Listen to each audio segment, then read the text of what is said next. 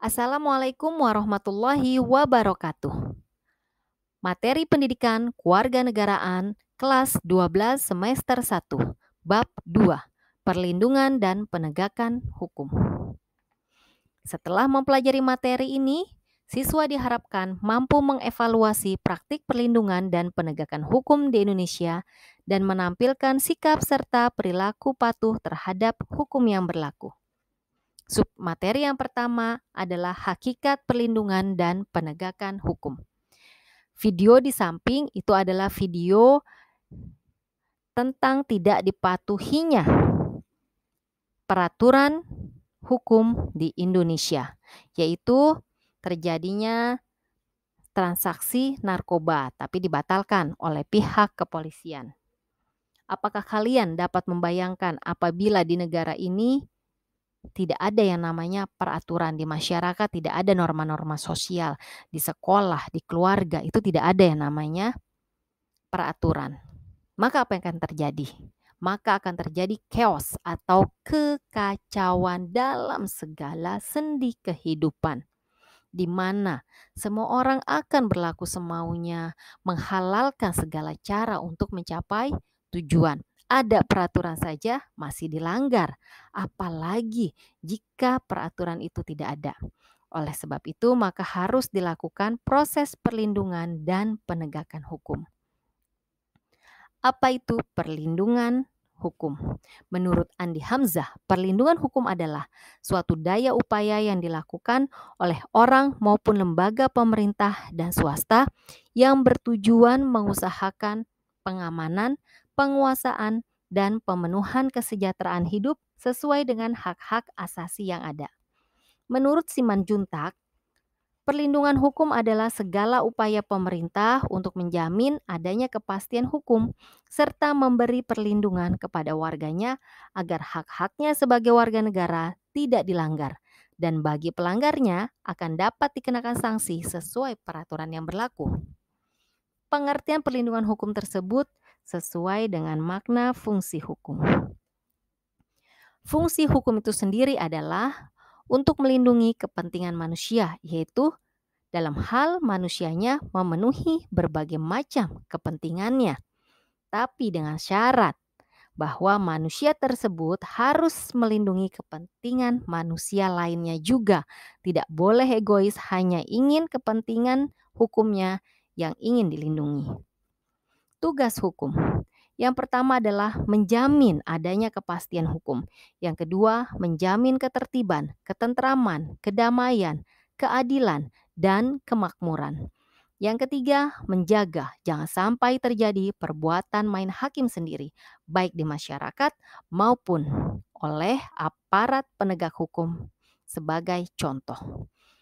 Selanjutnya adalah unsur-unsur perlindungan hukum. Yang pertama, yaitu adanya perlindungan dari pemerintah kepada warganya. Hal ini diatur dalam Undang-Undang Dasar Negara Republik Indonesia tahun 1945. Yang kedua, adanya jaminan kepastian hukum. Yang ketiga, berkaitan dengan hak-hak warga negara. Yang keempat, adanya sanksi hukum bagi pihak yang melanggarnya. Jadi pada dasarnya setiap orang itu berhak untuk mendapatkan perlindungan dari hukum. Oleh karena itu terdapat banyak macam perlindungan hukum di Indonesia. Nah, saya akan membahas 3. Yang pertama adalah perlindungan konsumen. Diatur dalam Undang-Undang Republik Indonesia Nomor 8 Tahun 1999. Yang mau saya bahas ini adalah tentang menjamurnya online shop. Nah, ini diatur dalam Undang-Undang Nomor 19 Tahun 2016 tentang informasi dan transaksi elektronik. Terkadang kita masih suka salah memilih barang. Tapi memang tidak salah kita juga, karena kan transaksi kita tidak bisa melihat penjual, kita tidak bisa melihat barang. Ya, kita sebagai konsumen online shop itu hanya bisa melihat foto. Nah, ketika kita memilih barang, ternyata barang yang ditampilkan di foto untuk dijual dan deskripsinya itu tidak sama ketika barang itu sampai. Nah, ini diatur di dalam Undang-Undang Nomor 19 Tahun 2016 bahwa seorang pedagang online shop itu harus mencantumkan secara jujur foto dagangannya dengan benar, deskripsi dagangannya dengan benar. Jika memang terjadi kesalahpahaman, maka pihak pedagang harus mau mengkompensasi ganti rugi, baik dengan memberikan barang yang asli ataupun dengan cara lainnya. Yang kedua,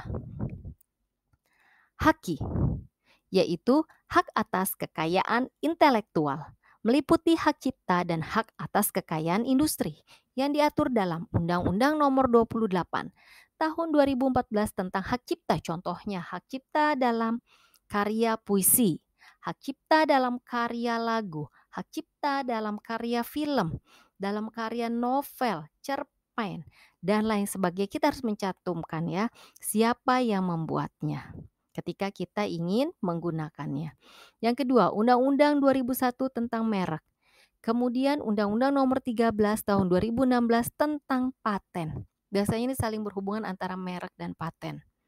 Nah, ketika kita menjual barang itu tidak boleh melepas tanpa persetujuan yang memiliki hak atas paten dan merek tersebut. Ya, biasanya tinggal kita jual aja bilang, "Oh, ini saya dapat dari teman saya yang UMKM." Jadi tetaplah melindungi merek tersebut biar tersebar, jangan hanya mau dagangan kita saja laku, tapi punya orang kita ambil, kita lepas itu merek-mereknya, tidak boleh seperti itu, ya. Kemudian, Undang-Undang Nomor 29 Tahun 2000 tentang perlindungan varietas tanaman. Varietas tanaman ini disebut juga varietas, yaitu sekelompok tanaman dari suatu jenis atau spesies yang ditandai oleh bentuk tanaman, pertumbuhan tanaman, daun, bunga, buah, biji, dan karakteristik genotip. Nah, varietas hasil pemuliaan ini dihasilkan dari kegiatan pemuliaan tanaman. Nah, pemulihan tanamannya ini sangat panjang prosesnya karena dilakukan dulu penelitian, pengujian, penemuan, pengembangan dari suatu varietas. Nah, oleh sebab itu ya, jadi karena varietas tanaman ini ada proses panjangnya sehingga menghasilkan tanaman yang unggul, maka ini dilindungi oleh undang-undang. Selanjutnya adalah perlindungan hukum kepada tersangka. Nah, tersangka ini kan masih pihak yang diduga melakukan suatu pelanggaran hukum. Jadi belum tentu dia bersalah sampai dibuktikan bersalah oleh pengadilan. Nah, selama proses pemeriksaan itu harus dilakukan sesuai dengan hukum yang berlaku. Tidak boleh main hakim sendiri. Jadi intinya, hukum itu dapat secara efektif menjalankan fungsinya untuk melindungi kepentingan manusia. Tapi dengan apa? Apabila ditegakkan. Nah, proses penegakan hukum ini adalah upaya untuk menjadikan hukum sebagai pedoman dalam setiap perilaku masyarakat, aparat, serta lembaga penegak hukum.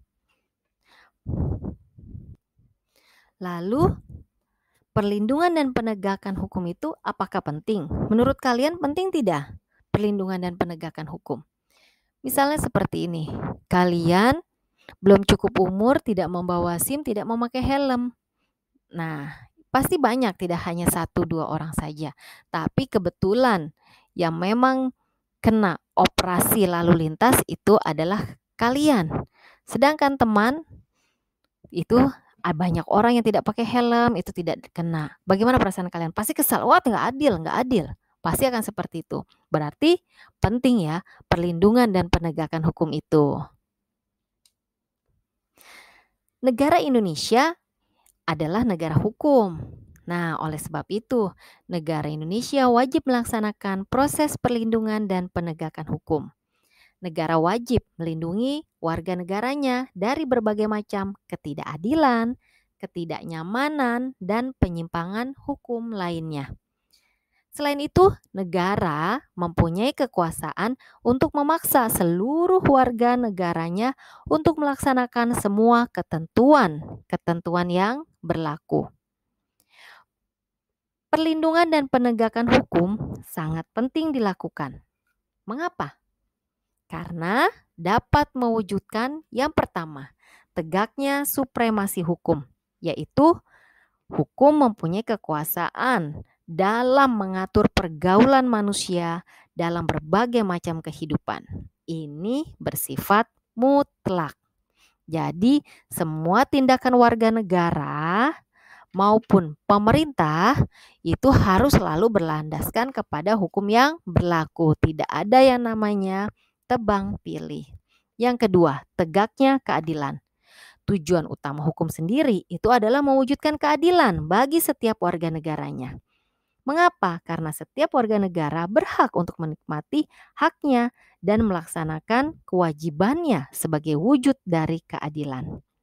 Yang ketiga, mewujudkan perdamaian dalam kehidupan di masyarakat. Siapa sih yang tidak mau kehidupan kita itu damai, sejahtera, aman, dan tentram? Menurut Suryono Sukanto, keberhasilan proses perlindungan dan penegakan hukum itu tidaklah hanya sekedar menyangkut ditegakkannya hukum yang berlaku. Akan tetapi bergantung juga pada beberapa faktor, di antaranya adalah hukumnya itu sendiri. Dalam hal ini maksudnya undang-undang yang dibuat itu tidak boleh bertentangan dengan ideologi negara. Kemudian dalam hal penyusunan undang-undangnya dibuat harus menurut ketentuan yang mengatur kewenangan pembuatan undang-undang sebagaimana yang telah diatur dalam konstitusi negara. Selanjutnya, undang-undangnya harus dibuat sesuai dengan kebutuhan dan kondisi masyarakat di mana undang-undang tersebut diberlakukan. Yang kedua, penegak hukum itu sendiri. Penegak hukum ini adalah pihak-pihak yang secara langsung terlibat dalam bidang penegakan hukum. Jadi, para penegak hukum ini harus menjalankan tugasnya dengan baik sesuai dengan perannya masing-masing yang diatur dalam peraturan perundang-undangan. Nah, dalam menjalankan tugasnya dan perannya itu harus mengutamakan keadilan dan profesionalisme sehingga apa? Dapat dijadikan panutan oleh masyarakat dan masyarakat pun mempercayai para penegak hukum. Yang ketiga, masyarakat. Warga masyarakat di sini harus mengetahui dan memahami hukum yang berlaku. Jadi ketika hukum itu sudah disiarkan di berita-berita, sudah disiarkan di televisi-televisi nasional, maka dianggap bahwa masyarakat Indonesia sudah mengetahui ada peraturan hukum. Ya, jadi dianggap kita sudah mengetahui hukum yang berlaku tersebut. Selanjutnya, yang keempat adalah sarana atau fasilitas yang mendukung penegakan hukum. Hal ini mencakup tenaga manusianya yang harus terdidik, terampil, organisasinya juga harus baik, tidak ada yang korupsi, kemudian peralatan-peralatannya juga memadai ketika mengejar di jalan tol, mobil yang melaju dengan kencang, nah itu harus diimbangi nih dengan fasilitas dari aparat penegak hukumnya. Kemudian keuangannya cukup. Ketersediaan sarana dan fasilitas yang memadai ini merupakan keharusan bagi keberhasilan penegak hukum. Selanjutnya adalah kebudayaan. Apa sih kebudayaan itu? Kebudayaan adalah hasil karya, cipta, dan rasa yang didasarkan karsa manusia dalam pergaulan hidup. Nah, dalam hal ini, kebudayaan itu mencakup nilai-nilai yang mendasari hukum yang berlaku. Jadi, hal-hal yang di atas itu akan semakin memperkuat keyakinan ya, bahwa proses perlindungan dan penegakan hukum merupakan sesuatu yang penting dan mutlak untuk dilaksanakan oleh sebuah negara. Sampai di sini dulu materi tentang perlindungan dan penegakan hukum akan Ibu lanjutkan pada video selanjutnya. Ibu akhiri, wassalamualaikum warahmatullahi wabarakatuh. Tetap semangat belajar daring pendidikan, keluarga, negaraan. Jangan lupa taati dan laksanakan hukum. Sampai jumpa.